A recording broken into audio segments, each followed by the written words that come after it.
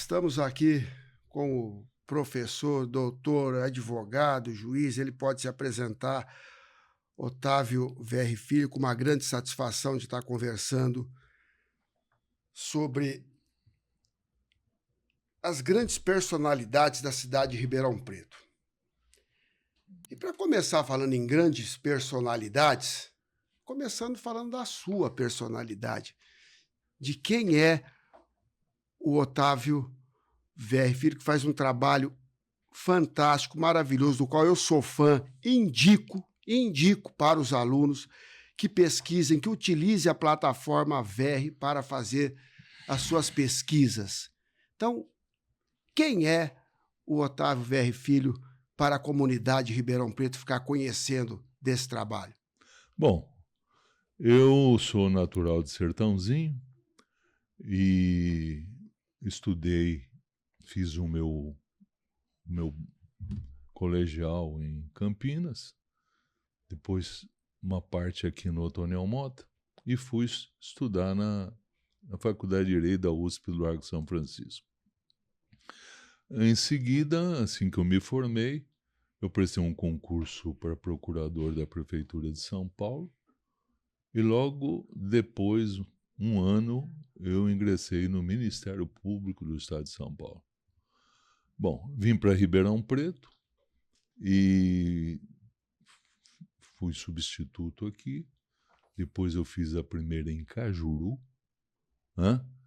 Aí eu voltei para Ribeirão Preto, naquela época era a terceira em trânsito, e daqui eu fui para São Paulo, onde eu me aposentei. Isso, em resumo, é a minha vida profissional.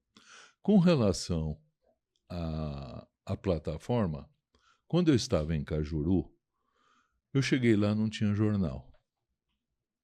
Então, eu montei um jornal. E quem me ajudou na parte prática e tal, era um que tinha um jornal de Serrana. Mas nós colhíamos as matérias, eu trazia aqui para Ribeirão Preto, eu imprimia aqui na gráfica da dona Anice, que era esposa do Divo Marino. Bom, e com isso, com relação à sobrevivência do jornal, eu, na condição de promotor, eu fui de casa em casa lá em Cajuru e arrumei 800 assinaturas. Barato, mas ninguém negou, né? Mas tinha como divulgar, né? É. Aí no jornal tinha os aniversários das crianças, tinha a programação da Igreja Católica, tinha uma mensagem do promotor, né? Uma mensagem cívica, e com fotografias, eu fazia aqui na Gráfica Ladeira, aí na Vila Tibério. Enfim, esse era um jornal que não tinha nenhuma preocupação política, não tinha partidária e tal, mas tinha uma preocupação cívica, certo? Bom, aí eu quis fazer quando chegou a época do aniversário da cidade, 20 de janeiro, que é o dia de São Sebastião. São Sebastião. E eu quis, então, fazer uma edição especial do jornal. Eu cheguei até a pensar em fazer fiz, mas numa outra ocasião. Nessa ocasião eu fiz uma edição especial, depois eu fiz uma revista. Para fazer a revista, eu falei, vou pegar algum modelo e tal. Tinha um senhor de São Simão que tinha um livro sobre São Simão e tinha o juiz de Patrocínio Paulista, Dr. Carlos Alberto Matos, que já tinha escrito sobre... Eu fui lá, li os livros, então eu fiquei entusiasmado. Bom, a ideia era escrever o livro, mas isso era um pouquinho mais complicado e tal. Mas eu comecei a coleção. Na região toda aqui, 145 cidades, onde eu sabia que tinha um livro, eu baixava para buscá-lo. Incentivava o pessoal para escrever. E isso, livro escrito, né? Que hoje Hoje é muito mais fácil no tempo, porque hoje isso pega na internet. Não, naquela tinha que ser o livro físico mesmo. Era Né? físico.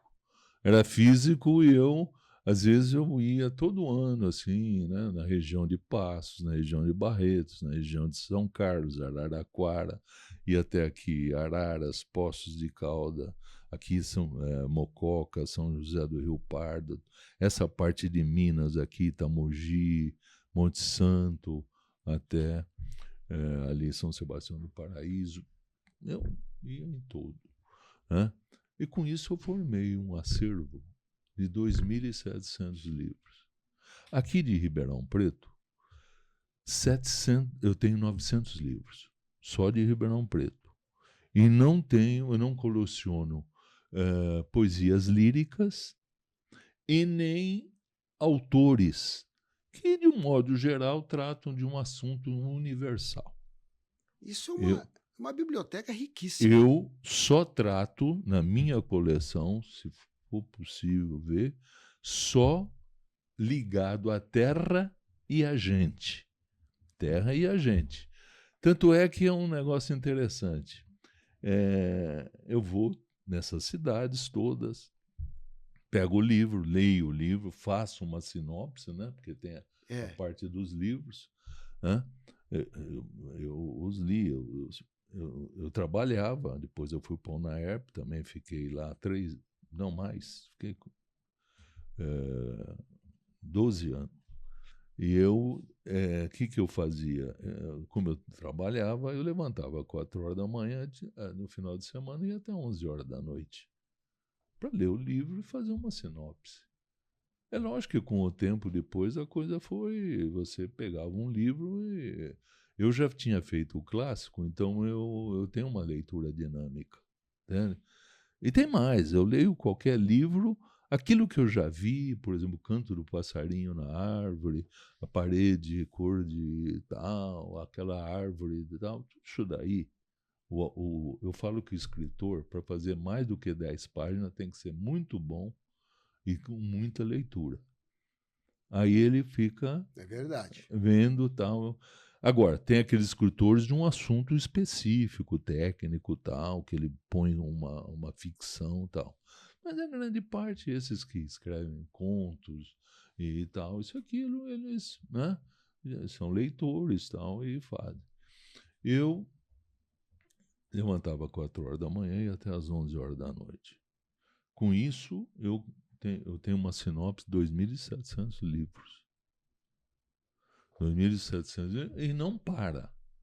Agora, por exemplo, eu estou fazendo uma reformulação aí desses textos, tanto do Você Sabia como das efemérides, e eu já comecei há um ano atrás e vai até daqui a um ano. Né? Qual é o livro atual hoje? Qual é o assunto atual? Eu acabei de receber, há 3 dias atrás, um livro da história, o livro de história do bebedouro, do Tony Osso, José Antônio Tony Osso. Também, há 6 meses atrás, foi escrito um de Cravinhos. Né? Aí o pessoal... quando eu fico sabendo, eu já entro em contato com alguém que eu conheço na cidade, a ligação, tal, isso, aquilo, peço o telefone do autor, se eu já não o conheço, e eu telefono, mando um WhatsApp, se eu tenho telefone, dizendo que eu quero comprar o livro. Eu quero comprar o livro. Muitos mandam a conta, certo? Então, hoje não tem livro, dependendo tal, menos R$200, né? Mais o frete, mais o correio, né? Mas isso eu não me importo. Não me importo porque isso me dá uma satisfação. Eu tenho um orgulho de fazer isso, porque, veja bem, vê o tamanho do texto que tem no Você Sabia. às vezes, pega todo um universo de uma pessoa. Muito bem fundamentado, Pois é. sabe? Agora, veja bem, Espetacular. isso daí não fui eu que inventei. Isso aí foi o Prisco Prates, foi o Rubcione. Então, eles escreviam livros e ninguém... O pessoal ia lá na noite de autógrafo, tal, isso e aquilo. Ia para casa, guardava lá, era um respeito que tinham pelos autores. Né? Mas, com as redes sociais, o meu objetivo foi passar esses textos longos numa síntese nas redes sociais para que o maior número de pessoas pudesse assistir, ver, verificar. Já se modernizando com a atual conjuntura da sociedade. Exatamente. Né? Então, o que ele é abrangente, ele não é só uma história antiga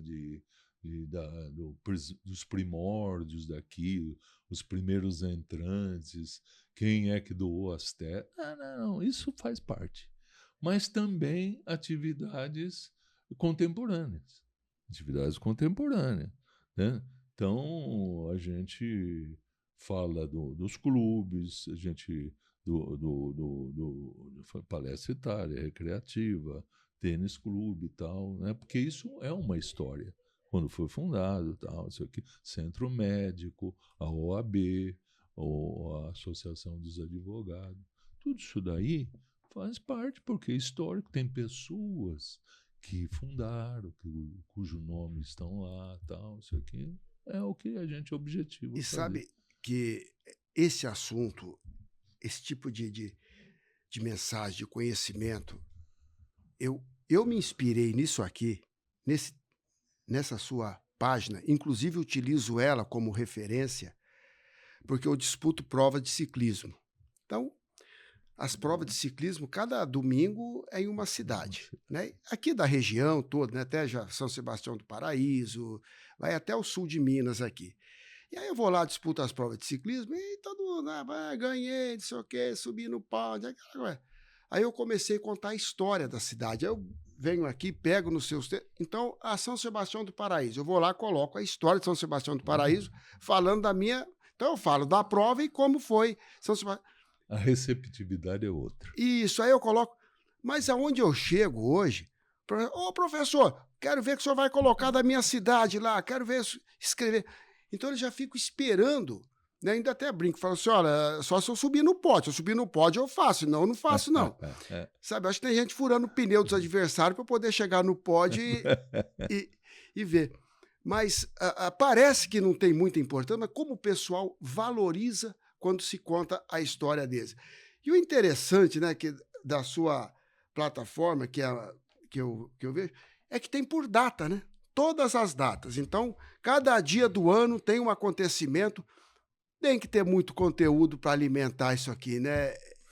São 300 do dia 1º de janeiro é de admirar. a 31 de dezembro. Então, não só no texto de Você Sabia, que é onde a gente pode desenvolver melhor, como nas efemérides, que tem todos os textos ligados. Né? Então, hoje, por exemplo, que nós estamos fazendo a gravação, dia 16 de dezembro, está aqui, fala do falecimento, né, do nosso ex-prefeito João Gilberto Sampaio. Né? Então, tudo que foi a vida dele, está tudo aqui. Né? Então, é por data. Então, ou seja, você não fica um dia se não tem um conhecimento novo. Né? Então, aqui, por exemplo, amanhã, aqui nós já temos o dia de amanhã, vai até aqui o dia 19, né? Que é o aniversário. Aí o dia 19 de dezembro, que aqui fala o dia de São Sebastião, né? Padroeiro de Ribeirão Preto, feriado municipal, tal, quando foi feriado. Mas o assunto São Sebastião, o nome de Ribeirão Preto, né, que pouca gente às vezes conhece, é São Sebastião de Ribeirão Preto. Pouca gente sabe que Ribeirão Preto teve início com São Sebastião do Ribeirão Preto, né? Pois é. Olha, houve uma disputa. quem é que ia receber o reconhecimento primeiro da capela.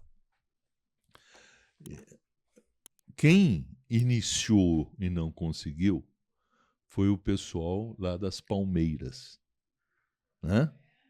Palmeira era uma região ali que também tinha os mineiros, né, os entrantes, a maior parte dos poceiros, e a família Reis quis o reconhecimento com doação de terras, tal, isso, aquilo. Tal. Bom, São Sebastião das Palmeiras. Aqui, não sei se por... Né, eles foram mais rápidos, isso e aquilo, São Sebastião do Ribeirão Preto. Né? E quem conseguiu o reconhecimento da igreja e o maior desenvolvimento da povoação foi o pessoal aqui, que era justamente na Fazenda do Retiro. Essa Fazenda do Retiro justamente ali começou, Ribeirão Preto começou ali na Visconde do Rio Branco, onde tem a intersecção do rio e onde tem o prédio da antiga Companhia Cervejaria Paulista. Agora, tem um assunto que muita gente, né, o pessoal de São Simão que fala bastante isso, porque Ribeirão Preto, né, veio muito em função de São Simão. E a gente não sabe até onde isso é mito ou se é verdade. Que lá São Simão foi atingida pela doença da febre amarela, dizimou metade da cidade, e todos os negócios eram feitos em São Simão, né? E aí deu essa doença lá, que matou aí metade da população. Inclusive, o detalhe, quem veio para São Simão para debelar essa doença foi o Emílio Ribas, que era um infectologista e lá, que até o hospital lá, Emílio Ribas, em São Paulo, tal, ele veio aqui, né? E ele... Bom, aí houve... Mas aí só para o senhor completar, aí eles falam que São Sebastião foi pelo seguinte, aí o pessoal do Rio de Janeiro que vinha fazer comércio aqui, falou, não, mas nós vamos lá para aquela região, mas lá tem aquela praga que está matando todo mundo. Falei, não, mas tem uma cidade, tem uma vila lá, vamos colocar o nome de um santo protetor das pragas, aí essa praga não vai para lá. Que aí veio sugerir o São Sebastião. Isso faz sentido ou não? Bom, é uma das explicações, Isso. né? A explicação que a gente acha mais viável, porque foi bem anterior, essa questão da vinda dos entrantes mineiros e que começaram a possuir, eram terras devolutas, né? Não tinha dono. Então eles, antes da lei de terras, eles ocupavam o seu pedaço e depois regularizaram. Bom, mas isso foi por volta de 1824. Foi mais ou menos na época em que São Simão, aquele Simão que se perdeu, né? Isso, perdeu na mata na lá. mata, e prometeu que se ele encontrasse a saída, ele faria ali uma capela, tal. Então foi mais ou menos na mesma época. A epidemia veio posteriormente, certo? Então, a verdade é que era eles tinham uma veneração, desde lá de Minas Gerais, pelo São Sebastião. Então, não é assim que foi na época do que Debelac e tal. Não. Mas no sentido assim que a gente acha mais viável, seria realmente veio uma veneração lá de Minas Gerais e, sabe, o mineiro é muito religioso, muito católico e tal. Então, né, colocou um cruzeiro e ele colocou o nome São Sebastião das Palmeiras e o daqui, não sei se foi para, né, São Sebastião do Ribeirão Preto. Essa é uma ideia. Muito bem. Bom, então fica a dica aí para o pessoal. Acesse a plataforma VR que você vai ter todo o conhecimento. E diariamente você tem uma atualização da sua cultura sobre a Ribeirão Preto e a região. E está na plataforma VR. Agora vamos falar sobre o nosso tema, porque já que nós falamos Ribeirão Preto, de quando veio nascendo, e nós temos várias personalidades que tornou Ribeirão Preto pujante, uma das principais cidades do interior do Brasil, do estado de São Paulo.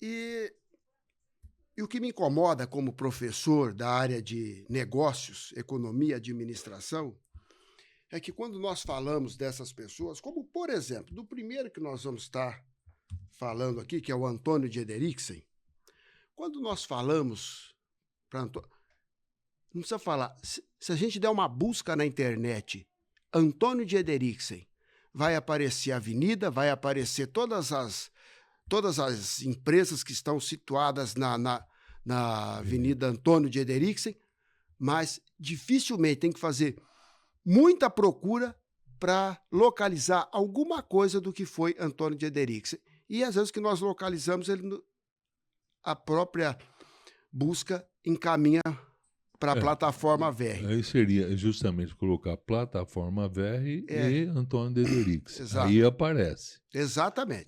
O programa está com uma dificuldade, eu quero ver se conseguiria acertar, que é a questão do índice.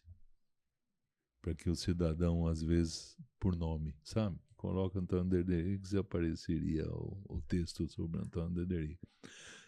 Não, por enquanto, isso precisa mexer no programa. Não, mas eu acho que tá. Eu procurei lá para o Antônio de Ederiksen e apareceu. Não, apareceu, provavelmente, foi com relação aos livros. Com relação ao texto. Aos livros, sim. Se você colocar nos livros... Ó, vocês... Não, aqui não. Biblioteca Geral. Biblioteca Geral... Assim já fica a dica. Com relação aos livros, sim. Porque... Assunto. Não, esses são os livros. Ah, tá. Os livros, o então, perfeito. Se escrever ali o Antônio de Ederiksen, aí essa localização aí dos sai livros... os livros, ok. Os livros que se referem a ele, isso sim. Lá. Mas o texto sobre o Antônio de Ederiksen, a pessoa... encontra sim. Perfeito. Acaba saindo os livros. Tem que colocar plataforma VR e colocar um nome. Agora, aí é as publicações que falam sobre ele. Né? Exato. Exatamente. Como o edifício de Ederiksen. Então tem uma série de coisas. Então, Antônio de Ederiksen. Quem foi esse homem, além da avenida que presta... E um grupo. Que presta essa homenagem.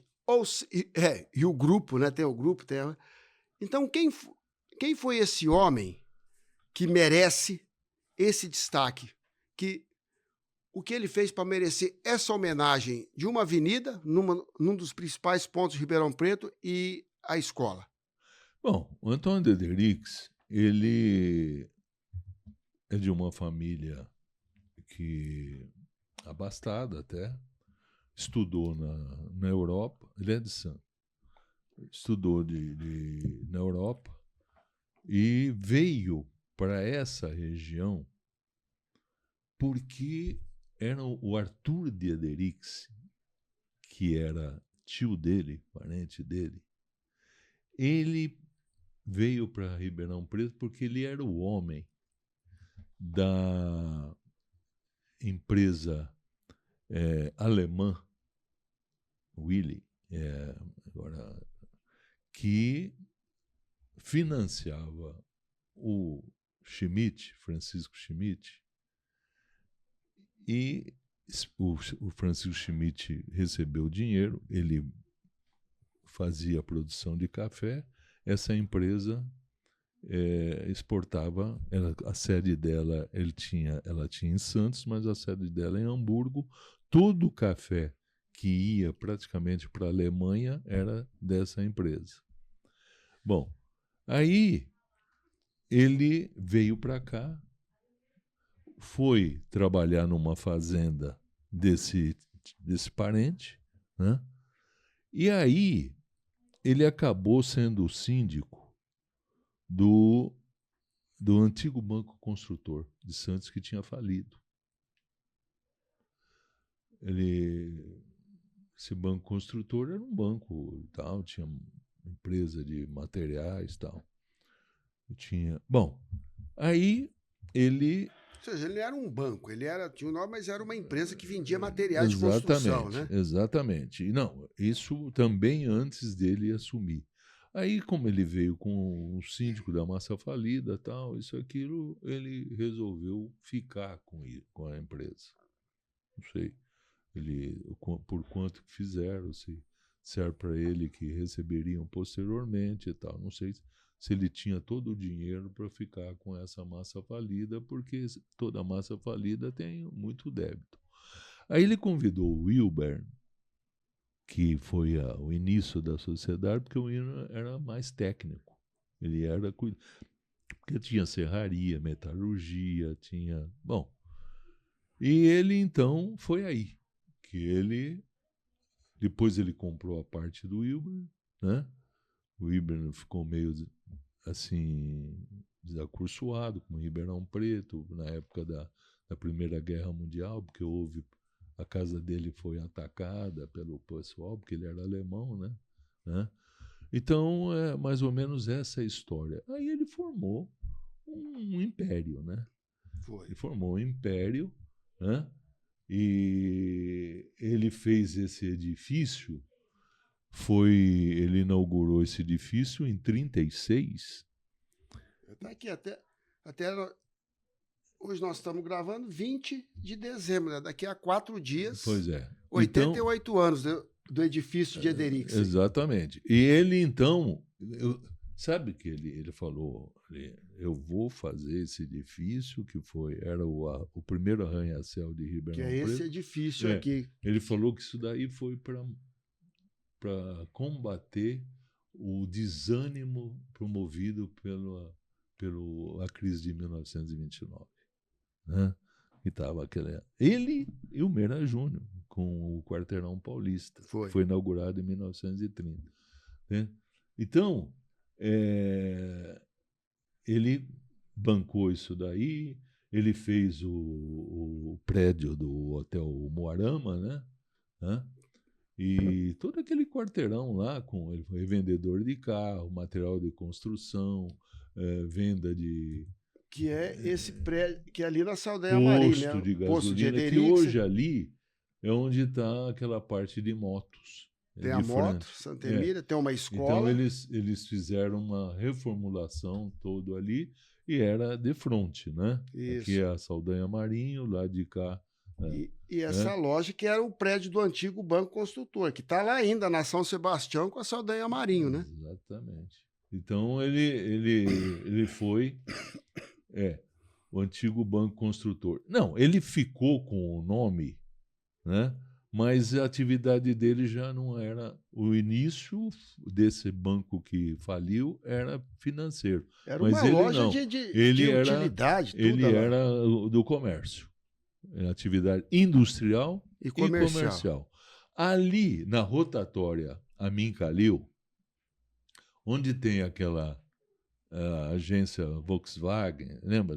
Tem ali a Santa Emília e tem Pois tem uma loja de material de construção. E tem também um supermercado. Isso, também, ali na Mencalil com a Joaquim Nabuco ali. Ali era a parte industrial do Diederix. Serraria, metalurgia e tal, era nessa parte aí. Tanto é que como os descendentes do Pena ficaram com a empresa tal, Santa Emília, né? Aí virou Santa Emília, agora mais recentemente. Então aquele lugar lá foi ocupado, mas é deles desde aquela época. Como também todo o quarteirão ali da Saldanha Marinho, até lá embaixo. A Santa Emília hoje, nós podemos dizer que ela nasceu com Antônio de Ederixen. Exatamente. Justamente. O Antônio de Ederixen, oficialmente ele não casou-se, ele tinha um relacionamento, mas ele não teve filhos. E o Pena, o Manuel Pena, Manuel Pena, ele veio lá de Areias e veio para trabalhar aqui e tornou-se o braço direito do Antônio de Ederixen. O Antônio de Ederixen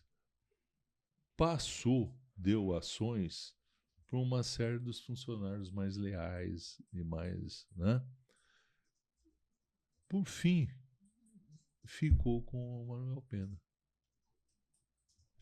Que é o Grupo Santa Emília hoje. Exatamente. E, em razão disso, acabou constituindo o Grupo Santa Emília, né?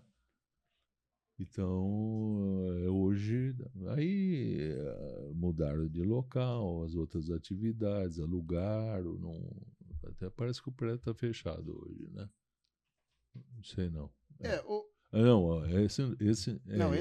Esse aqui. Esse aqui tem uma loja Tem uma loja? Tem uma loja de quinquilharia aqui embaixo hoje. É. E é interessante que até há uns 6 anos atrás, né, eu trabalhei nesse prédio aqui. Eu tenho orgulho em dizer que na minha carteira de trabalho tem lá Companhia Comércio e Indústria Antônio de Ederixen. Eu trabalhei nesse prédio. Exatamente. E toda essa parte de cima aqui é onde ficava a diretoria, inclusive a sala do Antônio de Ederixen, os móveis, os objetos, estavam todos aqui ainda. Até uns 6 anos atrás estava. Até eu fiquei muito preocupado, muito triste, porque com essas lojas de utilidade que vem para cá, sem nenhum compromisso com a cidade, vai saber o que eles fazem com esse material lá em cima, né? Mas hoje olha, é um prédio fantástico. Não, né? São prédios inovadores que na época foram diferencial para a cidade. Imagina, esse aí deve ter sido o primeiro prédio, né? Depois ele construiu lá o outro. E esse aqui E veja bem, era um comércio que atendia a uma ampla região. Uma ampla região. Eu mesmo sou de Sertãozinho, minha família vinha aqui para comprar material de construção. Até areia e pedra e cimento. O pessoal fala hoje em modernidade, as coisas. Essa calçada aqui, que é a calçada da Saldanha Marinho, eu lembro, ela tinha lâmpadas por baixo.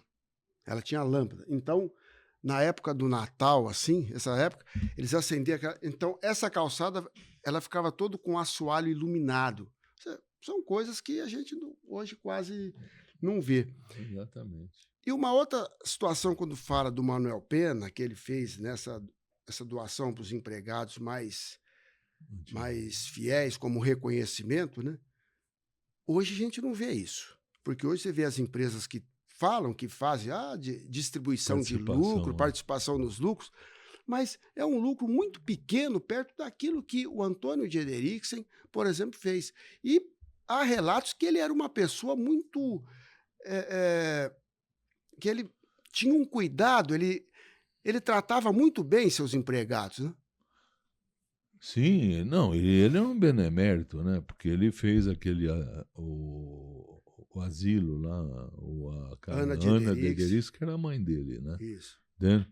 Então, ele realmente participava, financiava, patrocinava todas quase atividades que tinha esportivas, sociais, tal, né? Culturais. Por quê? Porque, a rigor, ele vivia disso. Isso era o que ele mais... era a própria vida dele. Então, ele... E sempre investindo, né? Gostava muito de Ribeirão. E ele... Como ele progrediu aqui em Ribeirão, teve sucesso, então ele respondeu condignamente à cidade. Esse prédio aqui, que é o Antônio de Ederix, ali na Álvares Cabral, entre a General e a São Sebastião, diz que ele deixou esse prédio de doação para Santa Casa. Justamente. Ele fez o testamento e esse prédio aí é da Santa Casa. Tem todas essas lojas, né? Tem o Cine São Paulo, né? Isso. E o hotel. Um hotel. Tem o hotel que pega os últimos andares. O hotel. Tem uma parte de cima ali. Ali era restaurante, tá vendo? Isso, aqui lá. Toda essa parte que o pessoal ia lá para poder ver a cidade, né? Exatamente. E agora a Santa Casa andou, parece que ela quer reformar, andou. Eles estão restaurando agora. Restaurando, e ela pediu aí os móveis, tal, tá fazendo para poder. Deve estar, pessoal, se paga pouco, né? Então a Santa Casa tá arrumando um jeito aí para acertar esse prédio. Isso aqui na década de 60, 70, era o único edifício comercial que tinha em Ribeirão Preto, que tinham todas as salas, eram centenas de salas, todas na horizontal. Aqui era o Pinguim. Embaixo Pinguim. Aqui era o Pinguim, que agora foi para frente. Aqui era o Pinguim. Né? E na outra ponta, a Única. A Única. Eram os dois lugares. Essa calçada aqui, mais movimentada da cidade. Ou seja, todo o PIB da cidade, toda a negociação da cidade passava aqui, Pinguim e Única. Aqui era o ponto. Né? Pessoal do Pinguim, vamos dar. A Única até hoje, né? A Única está lá até hoje. Até hoje. E era isso. E não só de Ribeirão Preto, né? O Pinguim tem uma fama... Tanto é que nesse Pinguim aqui, né? A pujança econômica era tão grande que nesse Pinguim aqui se passou a cena cantada lá no Rei do Gado, né? Também. Foi num bar de Ribeirão Preto, né? Também. Foi no bar de Ribeirão Preto. E aquele o edifício ali, tem um edifício aqui no alto, na Rua Bernardino de Campos, com a Amador Bueno, que também foi filmado lá, que era a casa o local do Rei do Gado. Né? Esse aqui, né, que aquela passagem foi no bar de Ribeirão Preto, eu vi com meus olhos essa passagem, quando o champanhe corria a rodo, né, foi a disputa entre o Rei do Gado e o Rei do Café, que foi nesse bar do Pinguim aqui. E aqui, por exemplo, o pessoal olha lá na Santa Casa, porque está na porta da Santa Casa, às vezes não entende, por que tem eterna gratidão da Santa Casa de Ribeirão Preto. A estátua, se observar, não tem quase nenhuma diferença entre a estátua dele e com o Tomás Alberto Welter. Foi isso. Muito... não tem muita semelhança, não. Não, era quase... eu acho que só mudaram a cabeça, viu? Se você observar... não tem semelhança, muito, é verdade. Aí a Santa Casa, muito bem. E passando do Antônio de Ederixen para uma outra avenida de Ribeirão Preto, que o pessoal também sabe muito pouco, né? Pascoal Ineck. O Pascoal Ineck foi um imigrante italiano bem-sucedido, começou com uma loja, o pai dele começou com uma loja de venda de imóveis e tal, e depois fizeram o maior pastifício, padaria do estado de São Paulo. Então era uma coisa aqui, grande pastifício Ineck e tal, Rua Duque de Caxias 92. Que era lá embaixo. A Duque de Caxias quase perto. Lá embaixo, quase lá com a Jerônimo Gonçalves. Com a Jerônimo Gonçalves, ali naquele quarteirão ali. Ali, mano. Que hoje está um quarteirão totalmente perdido. É impossível andar. Então, ele... Bom, os italianos, eu sou descendente de italiano. Eles, ainda mais quando eram bem-sucedidos, que realizaram a América, né, que era o objetivo deles, eles queriam, de certa forma, mostrar Porque, a rigor, eles eram chamados de carcamano, considerados segunda classe e tal, isso e aquilo. E ele, então, a imagem é justamente esse palacete aí. Que é um... Não sei se você chegou a conhecer o palacete. Eu conheci. Aliás, eu achei um crime quando destruíram esse palacete para construir onde é o Banco Itaú hoje. É hoje. Hoje é o Banco Itaú. O palacete, na ocasião que ele foi derrubado, ele estava em perfeitas condições. Tinha, inclusive, morava lá. E eu ficava nessas grades aqui, morrendo de vontade de entrar lá dentro para ver como ele foi à faculdade, começou a instalar da faculdade de enfermagem aí. Bom, aí o que conta... Bom, esse não foi a primeira casa dele, ele não morava em casinha, não. Hoje, onde é o Sasson, onde conhece é o Sasson, a casa embaixo ali. É um quarteirão abaixo desse local aqui. Então, dizem que tudo ali era dele, a parte de cá, mas a casa... Eu coloquei uma fotografia na postagem sobre o Pascoal Eneck, e do Sasson, tem a fotografia, mas do Sasson, da casa dele, a casa inicial. E aí dizem que ele queria entrar de sócio na Recreativa, que é onde hoje é o MARP, Museu de Arte Moderna. Sim. Foi a Câmara Municipal. Duque de Caxias com a Barão do Amazonas. Bom, então que eles deram bola preta para ele. Quer dizer, não permitiram porque era uma sociedade. A sociedade da cafeicultura aqui, né, era uma sociedade que veio do Rio de Janeiro, da época da nobreza. Então, esses coronéis, tal, isso aqui, eles tinham uma bagagem cultural muito boa, tal, isso aqui, eles fizeram o clube, né, e não permitiu a entrada de italiano, não. Só depois que, né, começou. Aí ele, segundo consta, ele falou, não, vai deixa que eu vou mostrar para eles quem sou eu. Vou construir uma casa mais bonita que essa sede aí. E fez, né? E ele... Aí depois foi até que ele foi para essa área aqui, né? Quando saiu da Duque de Caxias, veio para essa área que é ali na Mariana Junqueira, com a José Bonifácio. Esse prédio, mas esse prédio era um prédio magnífico. Sim, que hoje ele está todo... Hoje imagina esse prédio quando ele fez para construir Isso aqui é atual, tá todo...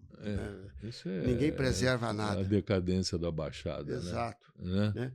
Toda essa área aqui, todo esse em cima, embaixo, era a indústria dele, era uma coisa... Fantástico. E, antes de chegar na Pascoal Eneck, nós temos o Meira Júnior. Pois é. O Meira Júnior, olha aí, ele foi um dos fundadores, né? Teve a iniciativa, lógico que teve financiadores também, né, da implantação da Companhia Cervejaria Paulista. Bom, aí é como eu digo, ele foi muito bem sucedido, ele tinha o Guaraná, a cerveja Poker, o Guaraná Paulista, né? Dizem fazia que não tem Guaraná mais gostoso que esse ainda hoje. Ele era meio... Lembra dele? Do Guaraná Paulista? Lembro. Sim, então. Ele era meio adocicado, né? Mas eu não sei, ele tinha alguma coisa que o que gostava, todo mundo gostava. Todo mundo gostava. Né? Então era cerveja Antártica. Hoje fala que não tem Guaraná mais gostoso que até hoje. Era Guaraná Antártica e o Guaraná, desculpe, a cerveja Antártica e o Guaraná, que eram né? E a Níger, as coisas que melhor tinha aqui em Ribeirão Preto, né? Esse rótulo aqui já era da época da cervejaria Antártica Níger, né? A Mariana Junqueira, 33. É o local. É o local. Bom, aí o Meira Júnior, ele era do tipo da pessoa que era tinha muito prestígio e era um coordenador de iniciativas. Né? Não que ele fosse cafeicultor, que ele fosse um industrial, ele era advogado. Mas ele tinha uma bagagem cultural, ele tinha uma presença, ele tinha tal, que o que ele falava, quero fazer isso, quero construir uma tal. O povo, todo mundo tinha confiança nele, né? E com isso, ele não só fez a eletrometalúrgica também começou, ele e o Flávio, né? O Mendonça, que tem a rua ali do cemitério. Bom, Flávio Shoa. Flávio Shoa. Então, o que acontece?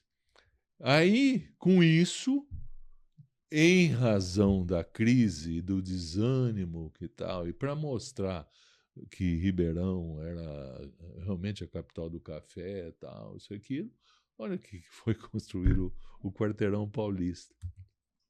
Bom, o quarteirão na esquina ali onde é o Palace hoje, né? Essa parte aqui, esse é o edifício Meira Júnior. Isso. O outro é o Teatro Pedro II. E o outro começou como Hotel Central. Né? Aí depois houve uma reformulação da frente lá para poder ficar, porque foi o hotel, para ficar mais ou menos dentro do conjunto arquitetônico. Né? Ou seja, que ele queria fazer exatamente aquilo que os cafeicultores aquela parte, viram na França, lá, ele queria trazer para cá. Aquela parte depois foi adquirida, não foi ele quem construiu aquilo lá foi um comerciante de café, um corretor de café, né?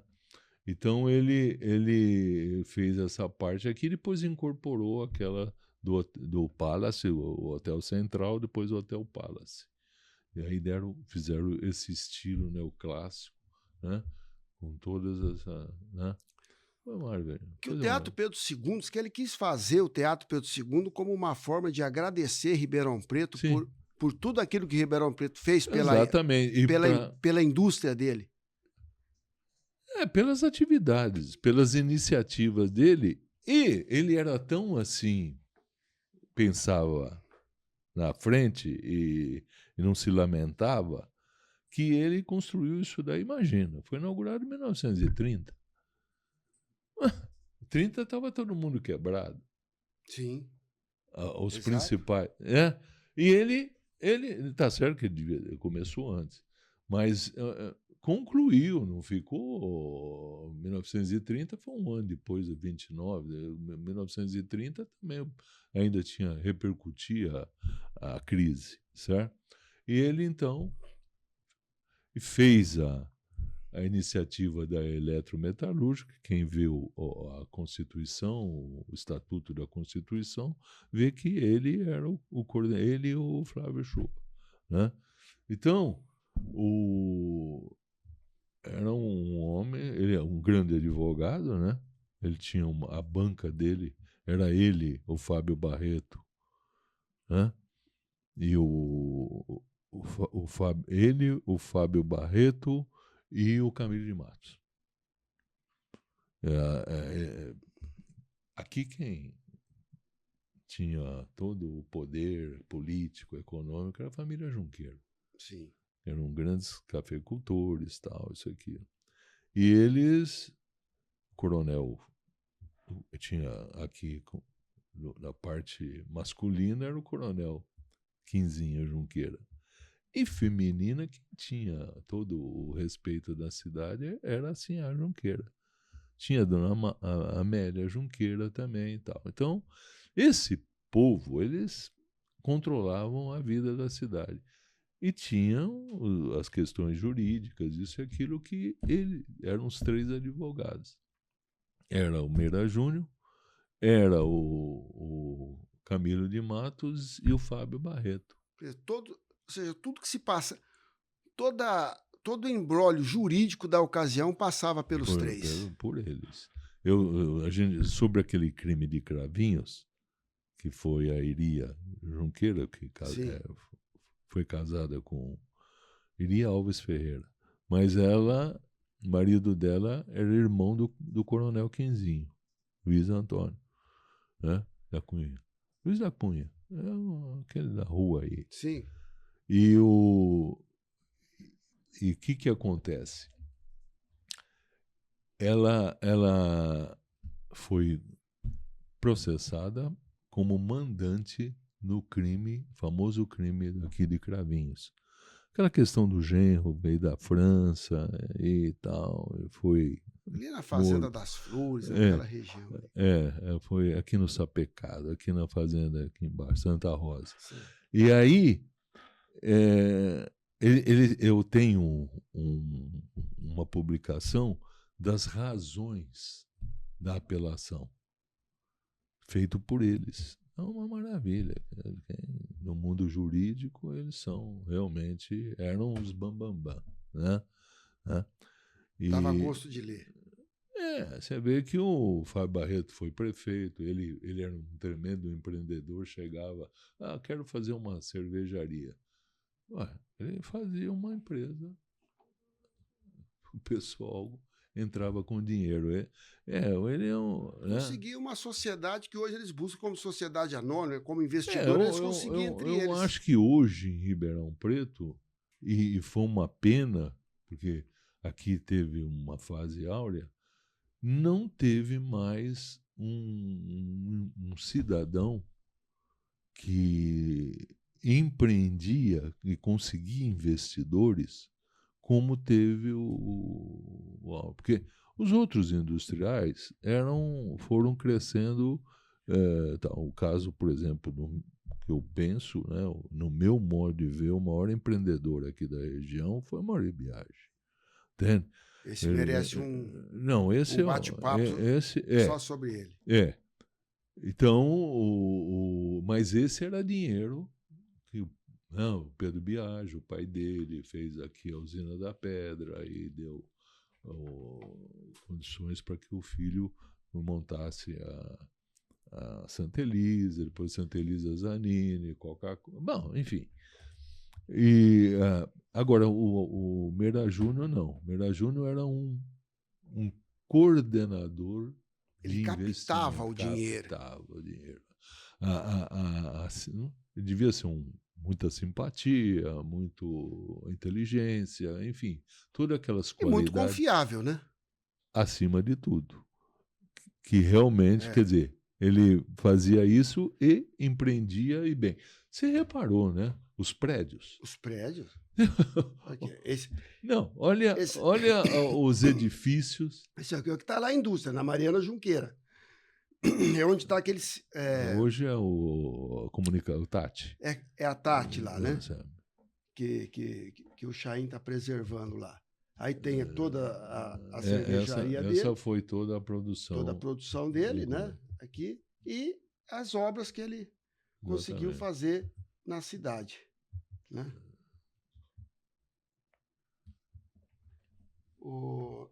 E a gente olhando isso aí, né, a gente pega hoje alguns empresários, aí chega agora final do ano, um exemplo, aí pega, uma roupinha, né, e fala que está fazendo responsabilidade social, né, não estou ajudando a minha comunidade, aí dá meia dúzia de roupinho para cada um. Agora, fazer um prédio desse e dizer para a cidade, olha, muito obrigado por aquilo que vocês fizeram. Isso é uma responsabilidade social que nós, hoje, eu não sei que nós não estamos enxergando isso, não sei se vamos enxergar. Alguém que tenha coragem de fazer isso. Mas então, veja, é aí que eu digo, porque se tivessem aparecido na sequência do tempo coordenadores como o Meira Júnior, Ribeirão seria outro. A gente vê determinadas cidades onde houve um trabalho assim e construiu foi em Araraquara.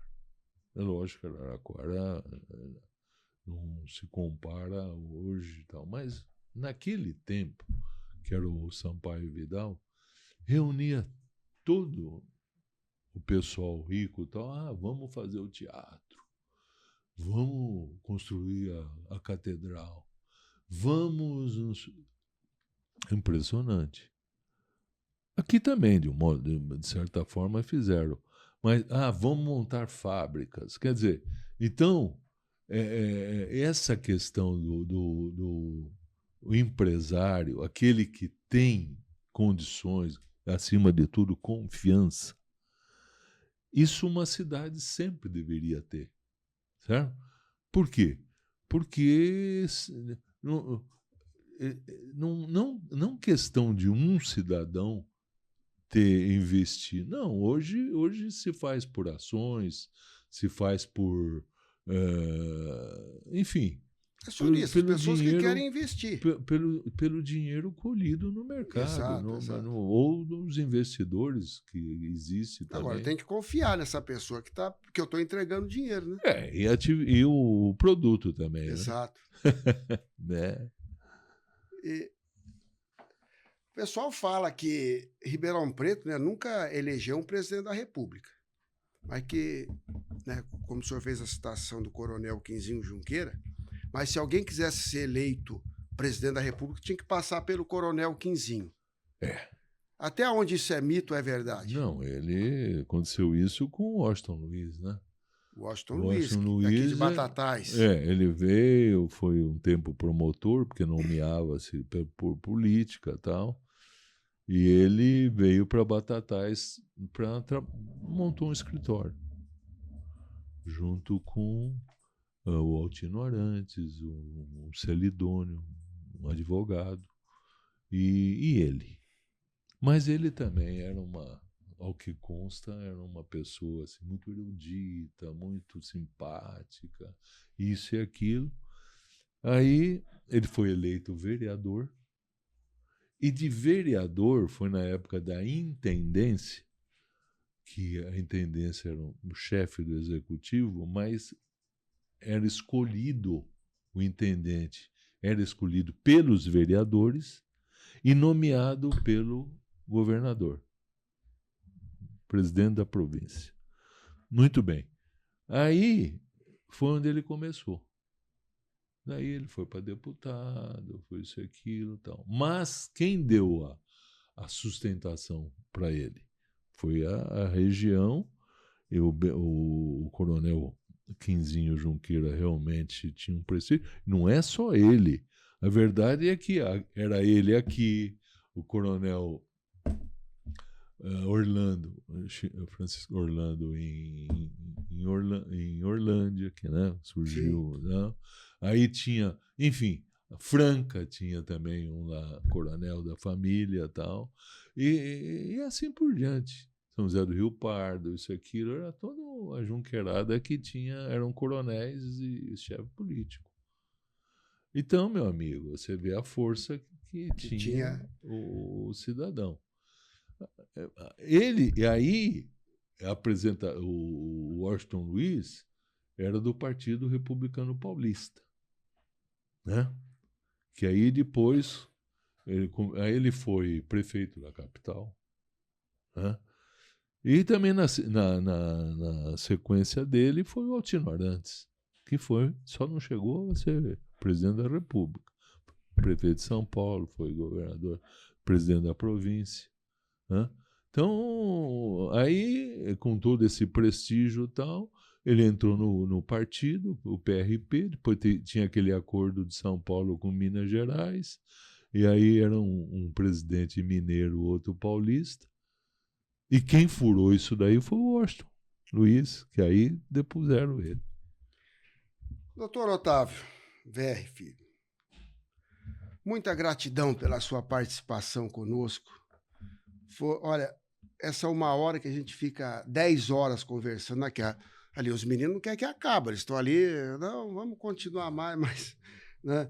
Muito obrigado, uma gratidão mesmo pela sua disponibilidade em estar contribuindo todo esse conhecimento com a comunidade. Isso vai ser colocado e, sabe, eu Por exemplo, nós pegamos aqui, por exemplo, Dumont, né? Dumont. O pessoal pensa que Dumont, a cidade de Dumont é por causa do Santos Dumont, né? Mas ninguém faz associação com o pai, que foi o grande construtor financeiro, empreendedor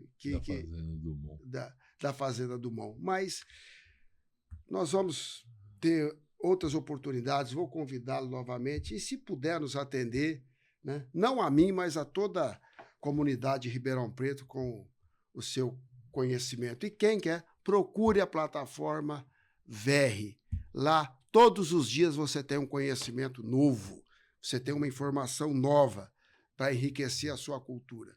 Porque sem um passado, nós não construímos o futuro. Exatamente.